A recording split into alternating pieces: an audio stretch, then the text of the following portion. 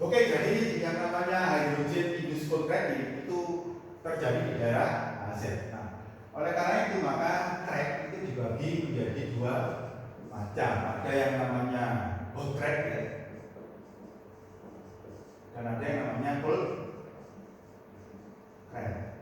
Nah, hot crack itu terjadi pada suhu lebih dari 550 derajat Celcius, sedangkan cold crack terjadi di suhu kurang dari sama dengan 550 derajat Celcius. Nah, biasanya yang namanya hot crack itu terjadi di daerah spelt metal, sedangkan cold crack terjadi di daerah AZ ya.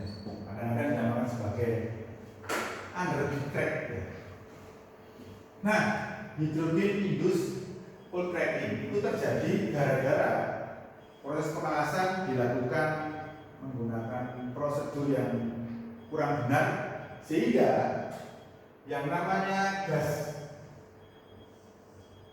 hidrogen yang ada di udara itu dapat berubah menjadi atom-atom hidrogen. Nah, atom hidrogen itu nanti dia bisa berkumpul di permukaan HZ ini ya, karena HZ itu mengandung butiran yang besar-besar, maka kemungkinan masuknya atom-atom hidrogen ke dalam isi ruang itu makin besar. Jadi atom hidrogen di sini dinamakan sebagai atom hidrogen absorb ya, absorb.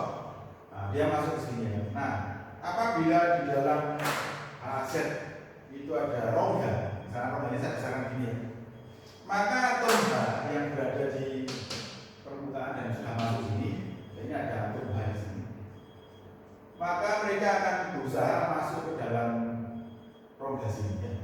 Nah, atom H ini dinamakan sebagai atom H adsorb ya. Adsorb itu berarti atom H yang sudah masuk ke dalam isi ruang. Nah, nanti pada waktu dua buah atom aja ya.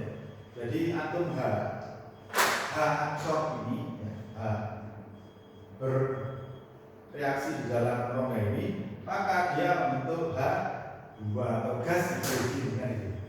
Nah, ukuran dari rongga ini ya, sangat kecil, ukurannya mikro. Padahal untuk bisa memperoleh kesetimbangan, maka tekanan gas hidrogen di dalam rongga ini harus sama dengan tekanan gas hidrogen di bagian luar sini. Nah, apabila volume dari rongga itu kecil, kemudian jumlah gas H2 yang terbentuk itu banyak, maka tidak menutup kemungkinan suatu saat nanti apabila sambungan sini kena panas atau dioperasikan di suhu yang tinggi, maka yang terjadi adalah rongga ini mengalami pecah sehingga terjadilah yang namanya crack. Jadi itu adalah terjadinya hydrogen induced cold cracking atau HICC. Nah, HICC terjadi pada suhu di bawah 550 derajat Celcius dan terjadi di daerah AZ. Nah, yang kedua adalah solidification cracking. Solidification cracking itu adalah crack yang terjadi pada logam mulai ini ya, sama dengan ini ya, cold cracking yang terjadi pada suhu kalau solidification cracking atau hot cracking itu terjadi pada suhu di atas 550 Celcius, sehingga termasuk dalam kategori hot cracking ya, solidification cracking. Dan solidification cracking atau hot cracking itu umumnya atau sebagian besar terjadi di tengah-tengah reseptor lain panasan seperti di sini.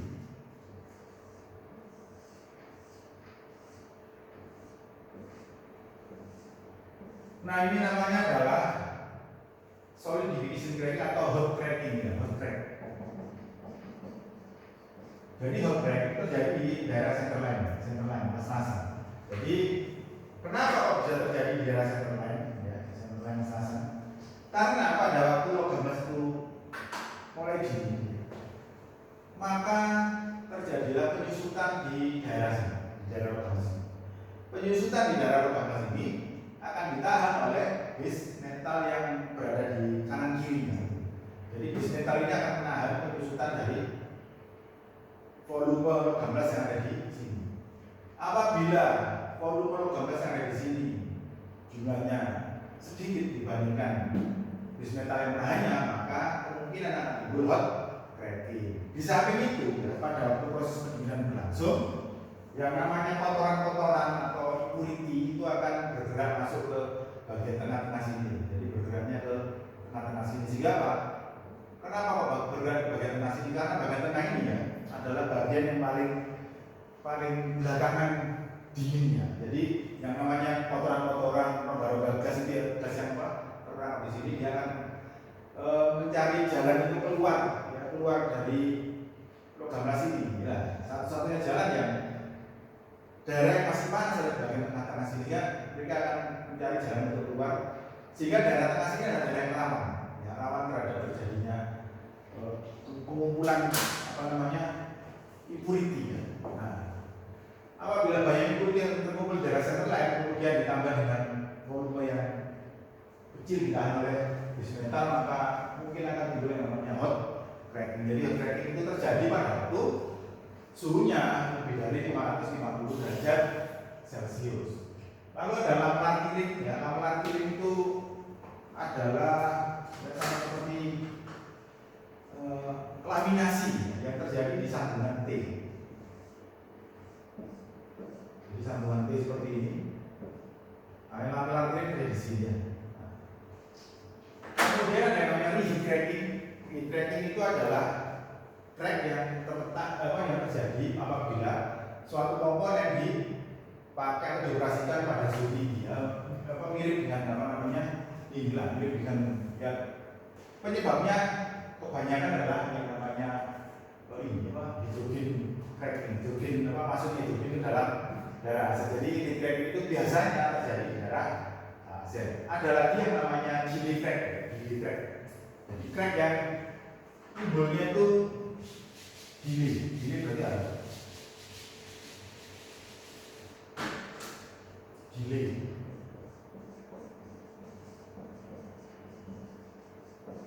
berarti tertunggal. Nah, Gilly crack itu termasuk golongan full crack karena terjadi pada suhu kurang dari sama dengan 0,1 Celcius. Penyebabnya adalah atom hidrogen seperti yang saya jelaskan tadi, dan terjadi dan timbul di dalam aset. Jadi ini akan kemudian Gilly crack itu, ya, timbul di dalam aset. Nah, ini adalah longitudinal per metal crack. Jadi terjadi muncul di daerah logam. Kemudian ini adalah transversal weld metal crack, ini adalah longitudinal panjang, karang panjang. Kemudian ini namanya adalah lapisan kirim. Ini saja dari suhu belas. Kalau yang ini halus terhadap suhu belas. Kalau di radiografi, maka crack itu akan muncul sebagai suatu indikasi yang bercabang-cabang lalu lebarnya yang sama. Lebarnya sama dan tebal tipis dan belok-belok bergerigi, ya, bergerigi. Ini yang waktu itu crack di daerah logam las, ini logam las yang warna putih ini. Kemudian ini adalah transversal crack, ya, crack yang melintang. Ini kalau dilihat di film radiografi. Nah, jadi ini adalah penyebab secara umum dari longitudinal crack karena adanya kontraksi atau penyusutan logam las yang ditahan oleh logam hidup. Kemudian fit up yang terlalu rigid, makanya pada waktu melakukan fit up sambungan las, ya, maka yang namanya pemasangan stopper dan pemasangan las ikat atau tack weld itu ada jarak tertentu, ya, ada jarak minimumnya. Jadi jangan melakukan pemasangan stopper pada jarak yang sangat pendek atau sangat banyak, nanti sambungan itu jadi kaku, ya, sehingga pada waktu jelas tidak ada kesempatan untuk memuai sehingga timbul crack. Kemudian rasio antara weld metal dengan base metal yang kecil, ini longitudinal crack. Transversal crack itu diakibatkan karena kekerasan base metal yang terlalu tinggi, lalu ada penahanan yang berlebihan, lalu ada hidrogen di daerah metal. Hidrogen berasal dari apa? Dari kelembaban udara.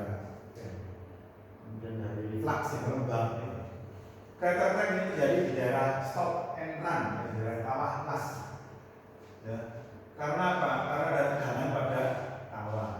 Welder terlalu cepat mematikan arc pada daerah kawah las, ya, sehingga timbul retak kawah. Lalu ada underbeat crack. Underbeat itu terjadi di daerah aset. Ya. Kenapa kok bisa terjadi underbeat crack? Ya karena kekerasan bis metalnya terlalu tinggi, kemudian terlalu banyak penahanan dan adanya hidrogen di daerah aset. Lalu ada yang namanya toe crack, crack yang terjadi di daerah kaki las.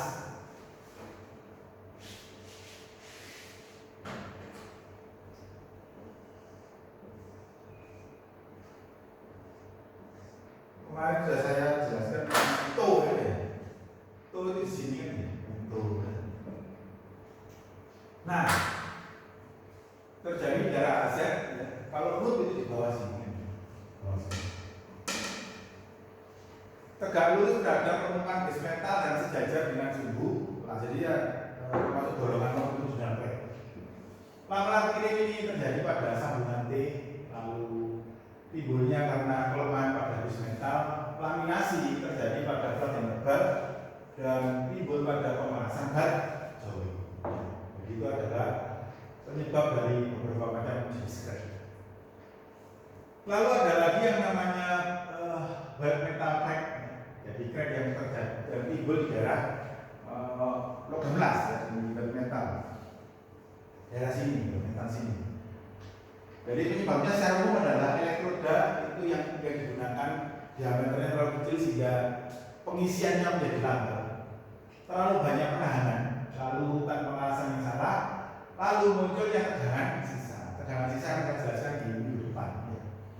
Lalu laju pendinginan logam las yang terlalu cepat, kemudian penyiapan permukaan yang tidak baik, maksudnya alur itu kotor ya, banyak kotoran-kotoran misalkan tanah atau air ya kan, oli ya, grease.